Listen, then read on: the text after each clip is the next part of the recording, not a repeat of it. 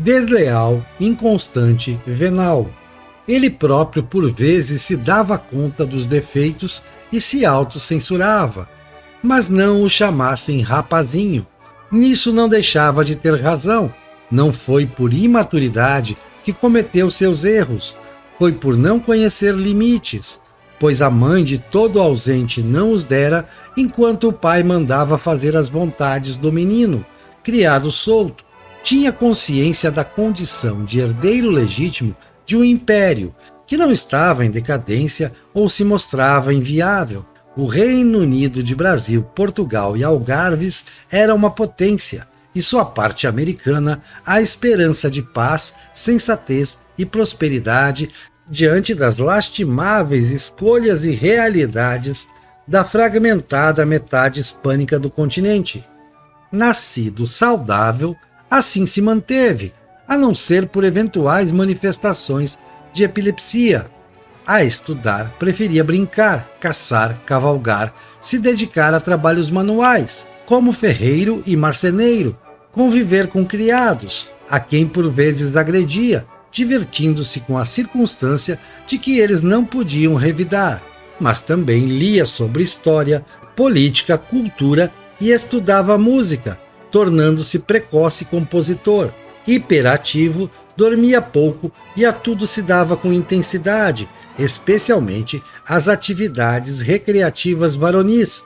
Conquistador em série, de boa lábia e tido por homem bonito. Como resultado de tal propensão, foi pai de pelo menos 28 indivíduos. João VI não o chamava para tomar parte em reuniões de seu conselho. Não falava de política com o filho, em quem não confiava e nunca confiaria. Toda a correspondência posterior entre os dois, com termos amáveis e juras de concórdia e lealdade, será exercício de diplomacia. O rei confiava mais na filha Isabel Maria. Pedro, ademais, se interessava pouco pela governança, o que mudaria com a chegada de sua primeira esposa, Leopoldina, um ano mais velha, com uma formação intelectual primorosa e conservadora. Ela se apaixonou pelo esposo, galanteador, e se tornaria sua principal conselheira, ao lado de José Bonifácio, com quem a então futura imperatriz formaria uma dupla em sintonia. Leopoldina e Pedro, porém, divergiam quanto ao grande debate da época. Ele era simpático ao chamado liberalismo, eco da recente Revolução Francesa, que pouco guarda relação com o liberalismo econômico do século XX. Ela, não apenas por ser uma Habsburgo, filha do imperador austríaco Francisco I, mas por convicção própria, era conservadora e moderada. O Rio de Janeiro, em que Pedro vivia desde seus 9 anos de idade, era desde 1808, oficializado em 1815, sede do Reino do Brasil e do Império Português, situação que João VI não pretendia mudar. Não cogitava voltar a instalar a corte em Lisboa. Eventual separação, portanto, significaria que o Brasil perderia Portugal europeu, não o contrário. Nesse arranjo, não fazia sentido falar em sentimento independentista entre os portugueses americanos. As províncias, porém, tinham queixas quanto ao centralismo do rei e o excesso de impostos, tendo Pernambuco se revoltado em 1817 em busca da velha ordem, de alargada autonomia das então capitanias, em que o acesso à economia do bem comum era mais local. Em 1820, Portugal europeu é a colônia da colônia, como zombavam os britânicos, ali exercendo gerência por procuração de João VI, através do tirânico William Beresford. Nesse contexto, explode a Conjura do Porto e se convocam cortes à moda novidadeira, ou seja, sem nobreza, sem clero, sem rei, só o povo em Assembleia Constituinte. Os novos deputados mandam cartas às províncias brasileiras, solicitando adesão, formação de juntas governativas vinculadas às cortes e eleição de representantes à Constituinte. Ao rei mandam jurar reconhecimento ao novo poder e promessa de lealdade a Constituição que lá fosse votada. João VI não deveria ceder, mas o mundo do rei desaba com a notícia da adesão da Bahia com entusiasmo à causa vintista, assim chamada por ser deflagrada em 1820. Os baianos derrubam o governador nomeado pelo rei e o acusam de tirania, embora não cogitem, como os europeus não cogitavam, proclamar a república, pois seria frontalmente contrária aos sentimentos da Portugalidade laica.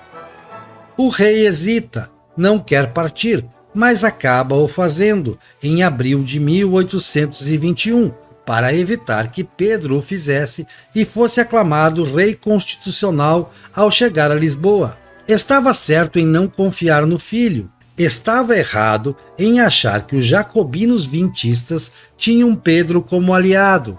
Em setembro, as cortes decidem intimá-lo a também regressar à Europa. Ele quer obedecer. Leopoldina e Bonifácio o aconselham a permanecer no Rio, como regente do Reino do Brasil. Em 9 de janeiro de 1822, ele diz ao povo que fica. Com essa decisão, estava iniciada oficialmente a Guerra Civil Portuguesa, que acabaria na separação, até ali não desejada nem na Europa nem na América, senão por uma minoria restrita e sem poder de articulação. Para a guerra, Pedro conta com Minas, São Paulo, Rio e Rio Grande do Sul. Pernambuco o apoia com condicionantes. As demais províncias ele precisará convencer por palavras e pela guerra. Terá de inventar uma mentira, a de que as cortes queriam recolonizar o Brasil. Podiam até querer, mas ninguém ali cogitou revogar a fórmula Reino Unido. A palavra separação, independência, estava no discurso, mas como ameaça, não como desejo das partes em conflito. No conjunto da América Portuguesa, as cortes dominavam inicialmente províncias correspondentes à maior parte do território, da população e da riqueza. A guerra Pedro versus Cortes, João VI seguia prisioneiro, sem poder, é decidida fundamentalmente na Bahia, após mais de um ano de confronto militar, com enormes esforços dos dois lados. Tratados com desconfiança e inabilidade pelas cortes que inicialmente apoiaram, os baianos se aliam a Pedro e, com apoio mandado do Rio e de Pernambuco, vencem. Pela derrota e outros desgastes, as cortes são suprimidas em Lisboa num golpe militar comandado por Miguel, irmão de Pedro. Aclamado imperador do Brasil em 1822, um ano depois Pedro governa o território do antigo vice-reino do Brasil, o Maranhão, o Grão-Pará e a Cisplatina, atual Uruguai, perdendo essa última província em 1828. Para agradar os portugueses europeus, abre mão da adesão espontânea de Cabo Verde, Angola e outros domínios não europeus do Império Luso ao Brasil, e ainda aceita pagar a absurda exigência de Portugal de indenização pelas perdas da guerra. Com a morte de João VI em 1826, quer assumir também o trono luso como Pedro IV, reavivando a fórmula Reino Unido com administrações separadas. Nem os de lá nem os de cá aceitam mais. Ele consegue, porém, antes de abdicar em favor da filha Maria da Glória, outorgar uma constituição a Portugal, parecida com a que outorgara ao Brasil, liberal em termos de direitos e garantias fundamentais, incluindo a propriedade privada, centralista quanto ao governo. A morte da imperatriz Leopoldina, aos 29 anos, é atribuída aos maus tratos do esposo, agressões físicas e a humilhação representada pela presença constante e pública a seu lado da amante Domitília, Marquesa de Santos, antes expatriar a José Bonifácio, o acusando de traição. Pedro se casa novamente em 1829 com Amélia Augusta, mas também a ela não será fiel. Impopular, Pedro é deposto em 1831 por sublevação militar. Parte à Europa para tentar recuperar o trono de Portugal, tomado por Miguel.